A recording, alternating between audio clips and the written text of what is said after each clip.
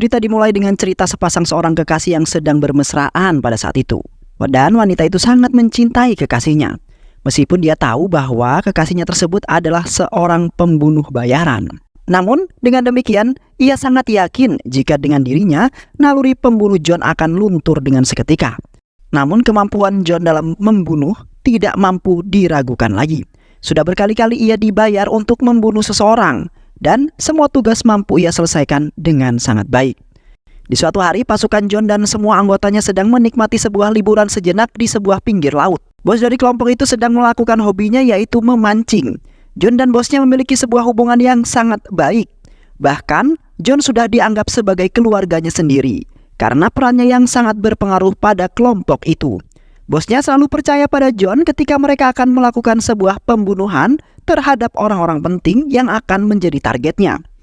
Di sana mereka sambil berbincang tentang tanah seluas 500 meter yang ingin mereka kuasai. Mereka berencana untuk menguasai tanah tersebut, namun tiba-tiba ada satu anak buahnya yang datang dan mengganggunya dengan berbagai pertanyaan yang membuatnya sangat risih. Karena bosnya itu merasa terganggu, tanpa pikir panjang, kemudian dia membunuh orang tersebut. John adalah anak buah kesayangan dari bosnya tersebut. Keesokan harinya, John bersama anggotanya yang lain menuju ke sebuah tempat. Mereka telah diperintah oleh bosnya untuk membunuh seseorang. Mereka langsung menuju ke sebuah hotel, di mana di hotel itu mereka dapat mengincar target dengan sangat leluasa. Mereka mencoba untuk membobol salah satu kamar di hotel tersebut, namun aksi mereka hampir diketahui oleh dua orang wanita yang ada di hotel itu. Tetapi ketika melihat John, mereka malah terpesona dengan aura John yang sangat tampan. Mereka kemudian meninggalkan John dengan begitu saja tanpa ada rasa curiga sedikit pun. John kemudian melanjutkan aksinya untuk mencari sesuatu yang ada di kamar hotel tersebut. Mereka menempati kamar hotel itu dengan mengincar Javed. Javed memang menjadi incaran mereka dan berikutnya, menurut informasi, ia berada di sebuah hotel itu dan akan dibawa pergi. John dan kawanan bersiap untuk menembak Javed dari kamar tempatnya saat ini. Dia mulai mempersiapkan sebuah senjatanya. Pada saat itu yang bersamaan, Javed keluar dari gedung itu dan akan menuju ke sebuah mobil. Hal tersebut menjadi sebuah makanan empuk bagi John. John langsung mengincarnya melalui sebuah skup senjatanya itu. Saat perkiraannya sudah matang, dia menembak tepat pada kepala Javed, membuat Javed langsung mati dengan seketika juga. Namun sial bagi John dan teman-temannya, keluarga yang menempati kamar ini sedang pulang dari kepergiannya. Kawanan John langsung menembak mereka, ibunya yang menjadi sasaran pertama. Setelah berhasil dilumpuhkan, dia menembak ayahnya hingga tewas. Namun betapa terkejutnya John saat melihat orang yang sebenarnya adalah kerabat dekatnya John. Apalagi anaknya itu memanggil John adalah paman. Sialnya anak itu juga ikut tertembak oleh John. John tidak sengaja membunuh mereka karena John tidak sadar bahwa mereka adalah saudaranya sendiri. John dengan begitu sangat menyesali kejadian yang ada di kamar itu tadi. Tapi mau tidak mau, John harus melupakan itu semua dan kembali fokus pada pekerjaannya sebagai seorang pembunuh bayaran yang profesional. John kemudian kembali dan bertemu dengan orang-orang yang menyuruhnya membunuh. Di kontraknya, dia menyebutkan bahwa rumah itu kosong, tidak ada orang. Namun pada kenyataannya rumah itu berisi keluarga John. John sangat marah dengan orang yang menyuruhnya tersebut. Hampir saja dia membunuhnya. Untung amarahnya mampu diredam oleh teman-temannya pada saat itu. John sangat menyesal hingga kini. Dia bahkan mempensiunkan pistol yang digunakan untuk membunuh kerabatnya. Sementara anak buah Javed kini sedang berdiskusi bersama-sama. Mereka membahas kematian Javed. Mereka kemudian merencanakan untuk melakukan sebuah aksi balas dendam kepada siapapun yang telah membunuh bosnya tersebut. Di sisi lain, polisi sedang menyelidiki tempat kejadian perkara. Polisi mendapatkan informasi bahwa korban adalah Nages. Dia seorang major angkatan yang awalnya sedang pergi liburan. Jadwal sebenarnya dia harusnya pulang minggu depan. Namun untuk menghadiri pernikahan seseorang, mereka kemudian pulang dengan lebih cepat.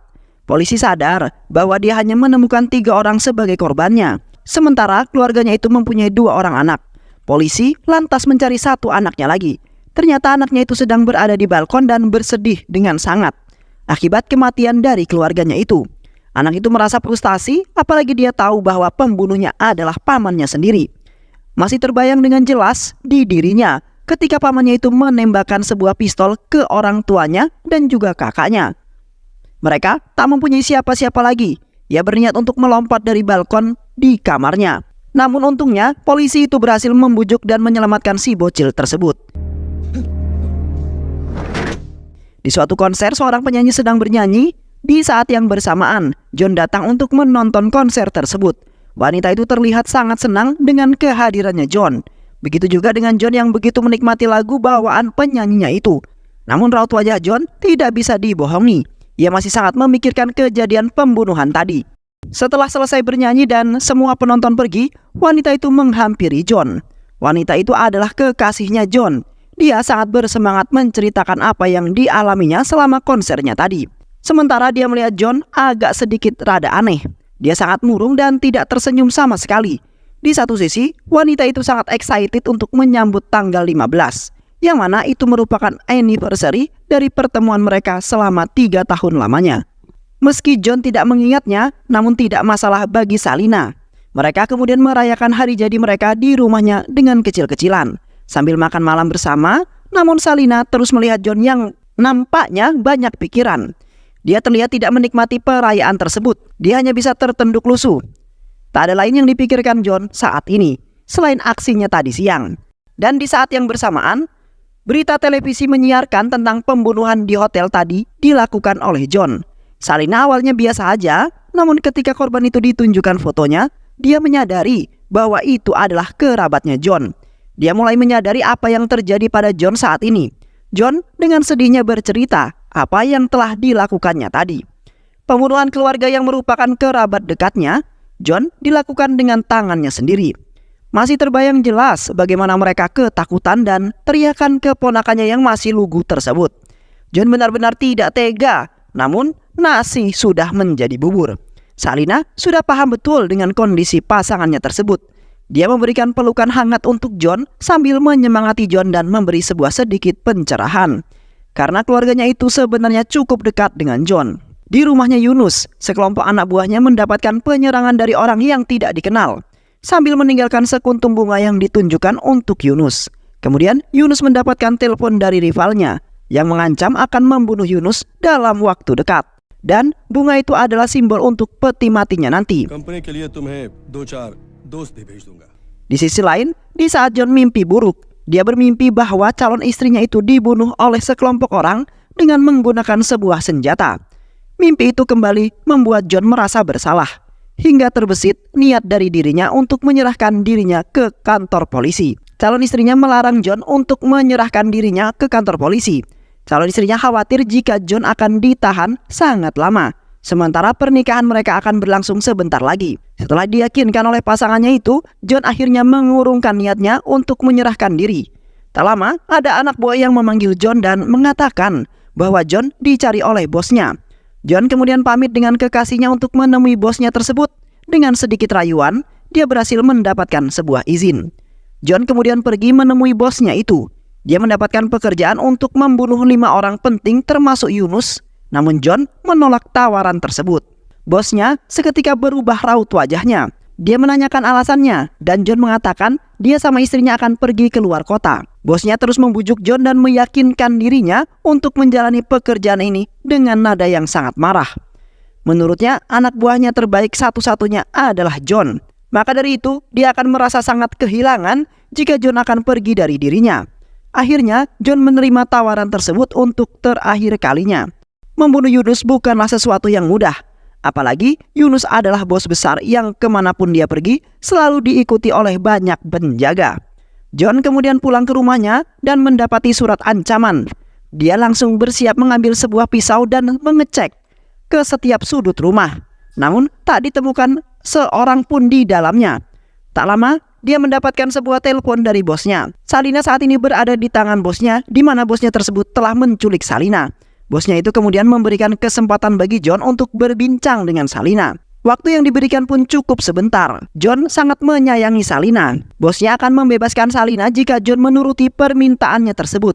John kemudian menerima kontrak yang menjelaskan tentang targetnya saat ini. Dia kemudian memahaminya dan menyiapkan senjata untuk melakukan aksinya ini masih bimbang di hati John. Untuk menjalankan pekerjaannya ini, apalagi semenjak dia membunuh keponakannya itu, dia sudah berjanji untuk tidak membunuh seorang pun lagi. Namun, kali ini yang menjadi sebuah taruhannya adalah Salina. Keesokan harinya John mendatangi bangunan setengah jadi itu dengan menyelinap bersembunyi-sembunyi, membunuh satu persatu penjaga yang ada di sana. John seperti asasin yang pandai membunuh dalam sebuah keheningan. Hingga pada saat ini, keberadaannya pun belum diketahui oleh siapapun. Reaksinya yang cepat selalu berhasil mengalahkan semua penjaga yang ada di sana. Ternyata, penyerangan itu dilakukan oleh John untuk menyelamatkan Salina. Dia berusaha untuk menyelamatkan kekasihnya tanpa menuruti permintaan dari bosnya. Namun tetap saja usaha itu nihil bagi John.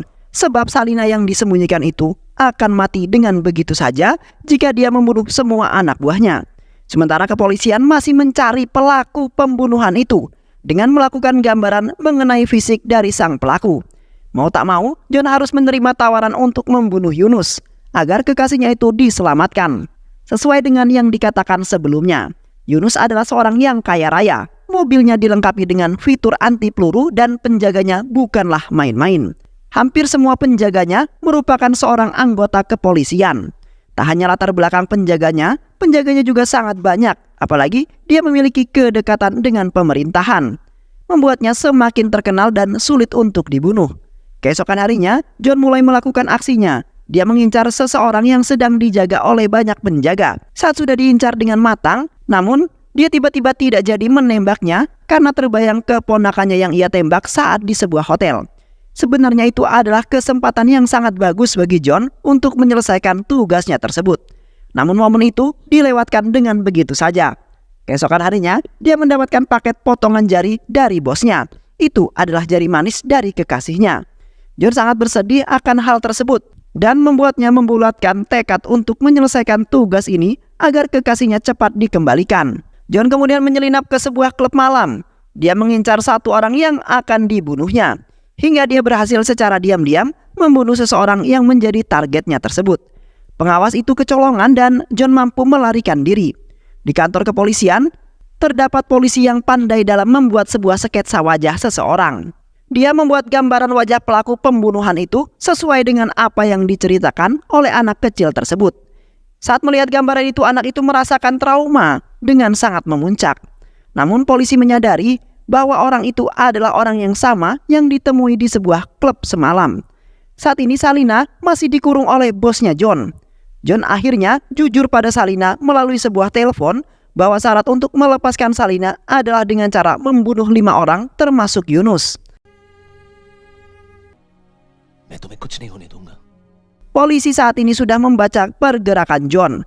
Dia sudah mengidentifikasi siapa saja target selanjutnya dari si John ini. Dan polisi juga sudah menyuruh mereka untuk waspada dan dilarang berkeliaran sementara waktu. Yunus yang menjadi targetnya John selanjutnya dikawal dengan sangat ketat, membuat mereka mengurungkan aksinya itu untuk saat ini. Namun waktu semakin sempit bagi John mengetahui alasan sebenarnya dirinya dikurung. Salina mencoba untuk kabur. Penjaga Salina kemudian menelpon John dan mengancam John akan menyakiti Salina jika kekasihnya itu tetap memberontak. Salina kemudian berbicara dengan John. Dia sangat sedih dan mengucapkan selamat ulang tahun untuk si John. Namun untuk saat ini mereka tidak bisa berpelukan. Mereka sama-sama menahan kesedihannya atas apa yang telah direncanakannya selama ini. Mereka takut jika mereka tidak akan pernah bersama lagi.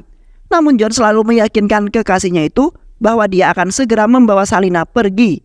Namun Salina merasa bersalah karena dia merasa John kembali menjadi pembunuh karena dirinya. Salina ingin John menghentikan itu semua. Akhirnya dia memutuskan untuk bunuh diri. Dia dibawa oleh penjaga bosnya untuk ke rumah sakit terdekat untuk menyelamatkan nyawa Salina karena akan sangat berbahaya jika John mengetahui hal tersebut. Sementara John saat ini hanya bisa merenung. Dia tak bisa berbuat banyak. Keesokan harinya, John melakukan kembali tugasnya itu. Namun kali ini, John sedang diincar oleh pihak kepolisian. Mereka melakukan sebuah perencanaan untuk melakukan penangkapan pada John dengan menganalisis rute mana saja yang akan didatangi oleh si John. Hingga akhirnya polisi menemui titik tengah keberadaan John dan dia sangat yakin bahwa benar saja ketika John berada di sebuah gedung. Di saat yang bersamaan, polisi datang ke gedung yang sama. John menyadari itu langsung bersembunyi dan polisi meminta semua akses CCTV untuk mengetahui keberadaannya si John. Tak lama kemudian orang yang diincar oleh John itu datang dan dikawal dengan sangat ketat, termasuk kepolisian yang menyelidiki kasus ini. Sementara John saat ini sedang berada di sebuah atap gedung. Keberadaannya tidak bisa dideteksi sama sekali oleh para polisi itu. Dia mencoba untuk menjatuhkan ornamen yang ada di atas dengan sasaran orang incaran yang ada di bawahnya. Namun aksi itu tidak sepenuhnya berhasil, karena dari 2 orang targetnya, polisi berhasil menyelamatkan salah satu darinya. Kepolisian langsung berusaha menyerang John. Sial bagi John karena pada salah satu itu anggotanya tewas terbunuh oleh para polisi. Sementara John berhasil membunuh orang incarannya yang satunya lagi saat dia dibawa keluar hotel dengan senjatanya. Di sisi lain, kekasih John berhasil diselamatkan. Saat ini kondisinya belum stabil, masih sangat lemah karena banyak darah yang keluar. Namun di saat ini sudah sadar. Dia mencoba untuk melarikan diri. Dia melepaskan infus itu dan berniat untuk keluar dari sana. Di saat di pintu keluar, dia menabrak polisi yang menangani kasusnya John. Ternyata anak kecil itu dirawat di rumah sakit itu. Hal tersebut yang kemudian membuat polisi itu akhirnya bolak-balik ke rumah sakit.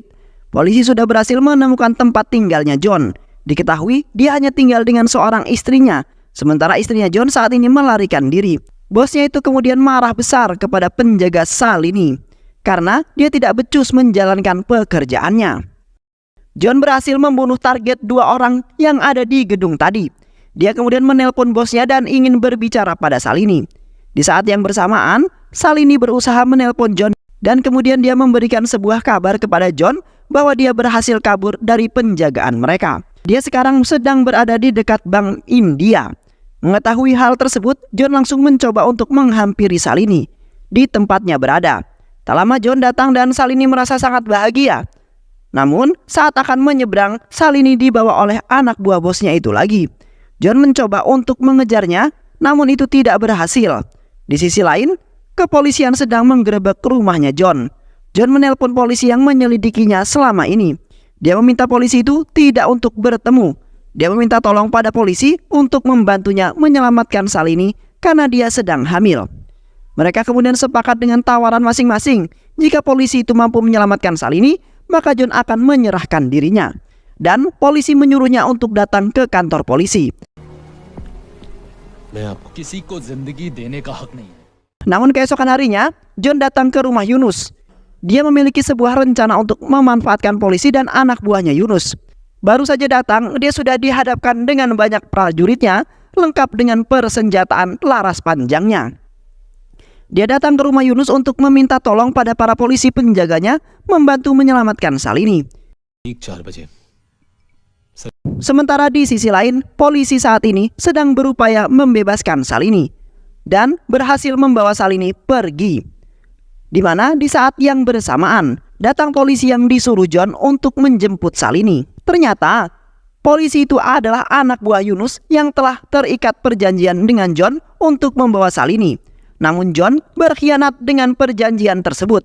Dia membawa pergi dan menghajar semua anak buah Yunus. Dia pergi melarikan diri. Namun John dikejar oleh mereka meskipun John hanya sendirian. Namun kehebatan John dalam membunuh tak perlu diragukan lagi. Tapi bos John datang dan hampir membunuhnya dengan menggunakan sebuah pedang. Untungnya John mampu menghindari semua serangan tersebut. Meskipun John sempat terkena sebuah sabetan pedang itu. Dan tubuhnya terjadi sebuah luka-luka. Dia kemudian berhasil memberikan perlawanan pada bosnya tersebut. Hingga akhirnya dia berhasil membunuh bosnya itu. Namun John ditembak polisi yang datang. Kemudian membuat John tergeletak lemas dan tak sadarkan diri. Salina sangat sedih dan benar-benar merasa kehilangan sosok seorang John. Saat ini Salini menjalankan hidupnya tanpa John. Dan dia telah melahirkan seorang putra dan merawat anak kecil keponakan John tersebut. Dan film pun selesai. Baik sahabat, itulah alur cerita film yang berjudul Karam. Mudah-mudahan sahabat semua terhibur dengan alur cerita film ini. Sehat selalu. Wassalamualaikum warahmatullahi wabarakatuh.